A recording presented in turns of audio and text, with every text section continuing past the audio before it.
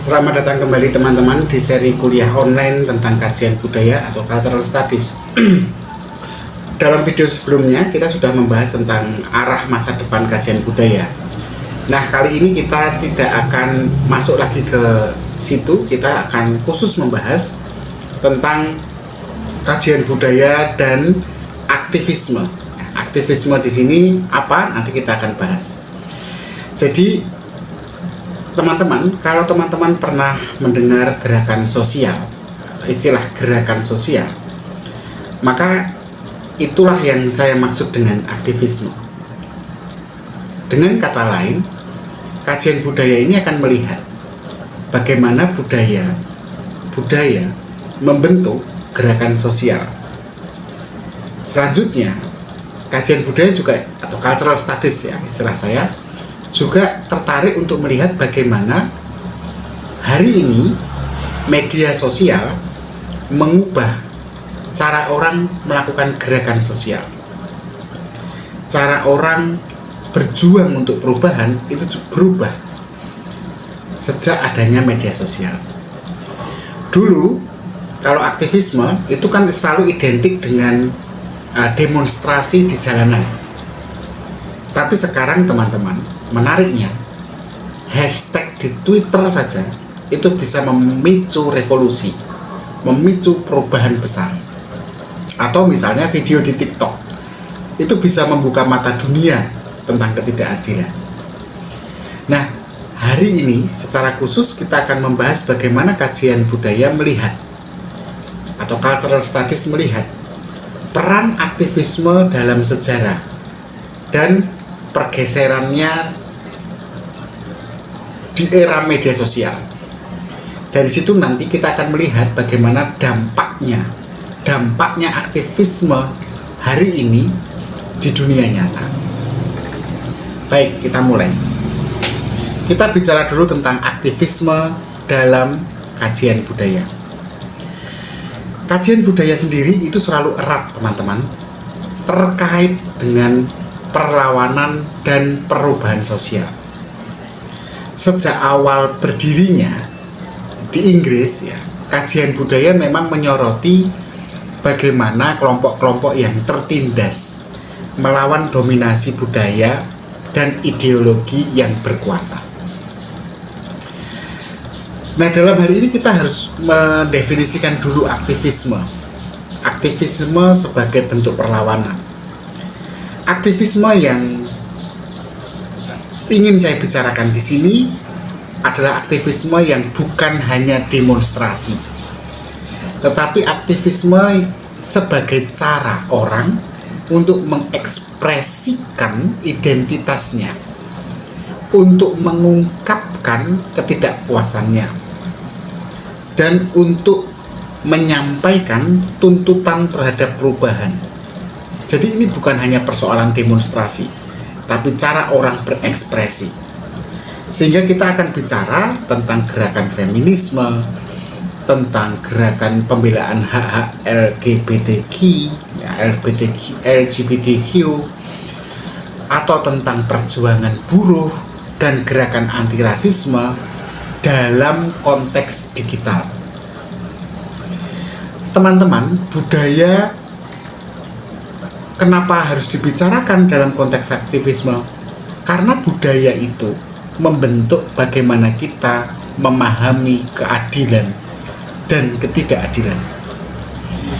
Sehingga ketika kita bicarakan aktivisme itu bukan hanya persoalan politik, tapi juga budaya. Sehingga contohnya begini, mengapa misalnya ya di negara-negara yang dianggap mengancam feminisme itu selalu lekat dengan budaya-budaya atau kultur-kultur patriarkis yang juga kadang-kadang lekat dengan agama. Sementara kita melihat ada negara-negara yang dalam konteks ini sekuler itu tidak terlalu sensitif terhadap feminisme. Nah, disinilah kita melihat bagaimana aktivisme itu sendiri ditentukan oleh budaya yang melingkupinya. kita bicara tentang LGBTQ di Indonesia bisa berbahaya tuh. Tapi kenapa di negara-negara tertentu orang membicarakan LGBT hal yang biasa dan lumrah? Itulah kajian budaya. Kajian budaya melihat aktivisme bukan hanya sebagai bentuk protes atau perlawanan, tapi juga bagaimana hubungannya dengan budaya. Nah, kalau teman-teman perhatikan di era digital ini, aktivisme sendiri sudah tidak hanya terjadi di jalanan, tetapi juga terjadi di dunia maya. Bahkan aktivitas protes di jalanan itu kadang-kadang dipicu dari apa yang ada di dunia maya. Ini menandakan bahwa media sosial itu menjadi alat perlawanan baru. Media sosial seolah menjadi ruang bagi kelompok-kelompok yang sebelumnya tak bersuara, kini punya kesempatan untuk bersuara. Kita membahas ini di bidang di tema ruang publik ya, di beberapa video sebelumnya. Bagaimana ruang publik ini tidak hanya ruang publik nyata yang kita lihat ya, di lapangan, di jalanan, atau di tempat-tempat umum, tapi juga internet, media sosial ini menjadi ruang publik baru, di mana orang-orang di situ melakukan aktivisme sosialnya. Kalau teman-teman lihat atau mungkin kurang percaya, kok bisa media sosial menggerakkan sebuah gerakan perlawanan atau gerakan perubahan?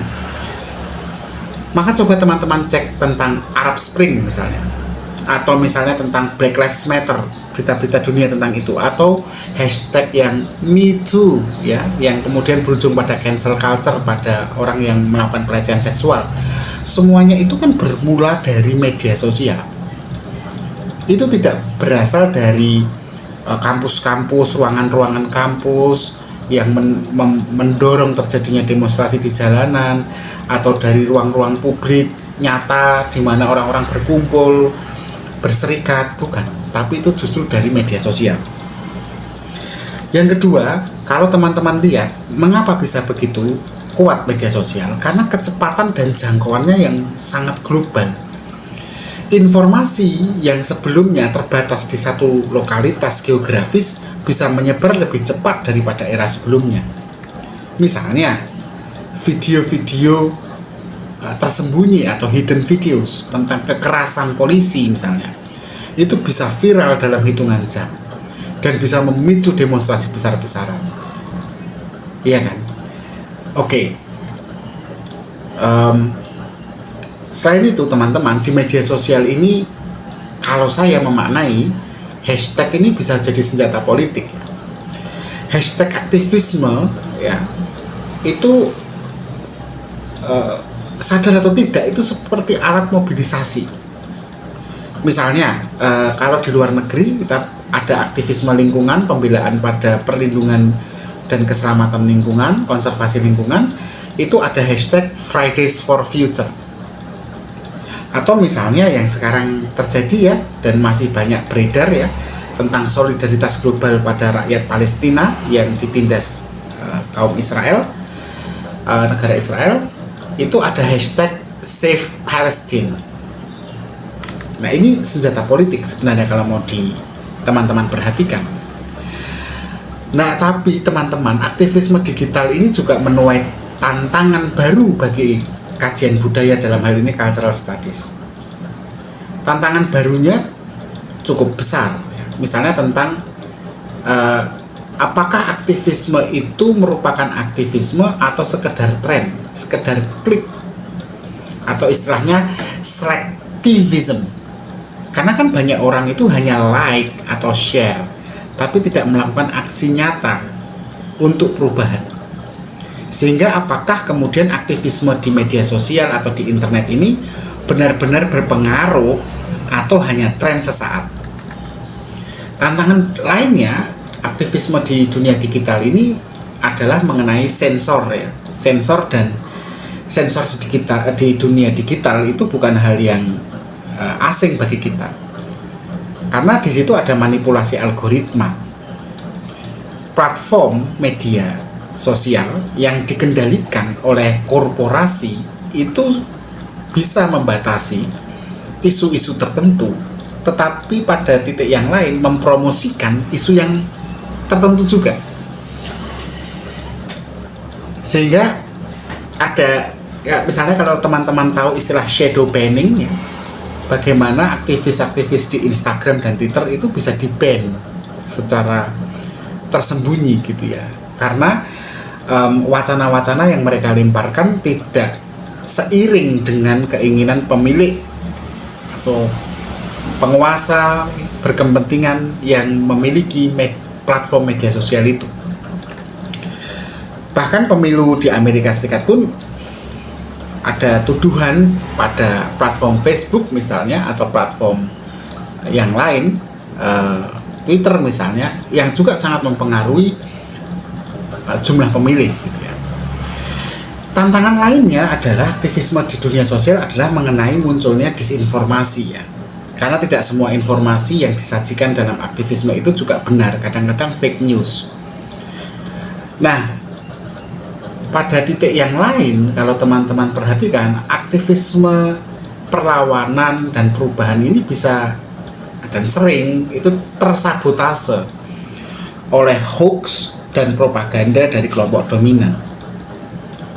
Sehingga kadang-kadang ini nih menariknya nih. Misalnya ada satu aktivisme sosial yang bermaksud untuk melakukan satu perubahan. Untuk menjatuhkan aktivisme ini atau gerakan ini, maka dibuatlah bukan hanya propaganda untuk counter wacana atau wacana perlawanan untuk melawan yang diangkat oleh aktivisme ini, tapi ada upaya membuat berita palsu mengatasnamakan gerakan ini sehingga merusak kredibilitas gerakan.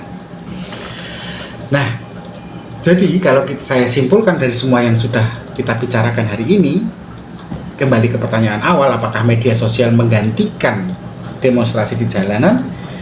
Kalau kajian budaya melihatnya tidak juga, karena media sosial itu hanyalah alat kan sebenarnya, bukan tujuan. Gerakan sosial tetap butuh aksi nyata di dunia offline, dan tugas media sosial di sini hanyalah membangun kesadaran.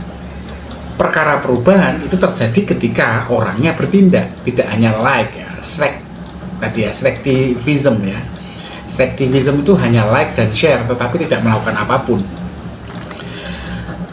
Sehingga teman-teman harus sadari bahwa masa depan aktivisme itu bukan ada di tangan media sosial ataupun internet, tetapi ada di tangan kita. Apakah kita hanya akan jadi penonton atau kita benar-benar bergerak? Terima kasih sudah menyaksikan video kali ini. Jangan lupa like, subscribe, dan nyalakan lonceng notifikasinya supaya kita masih bisa ngobrolin tentang tema-tema lain dalam kajian budaya. Sampai jumpa, tetap berpikir kritis.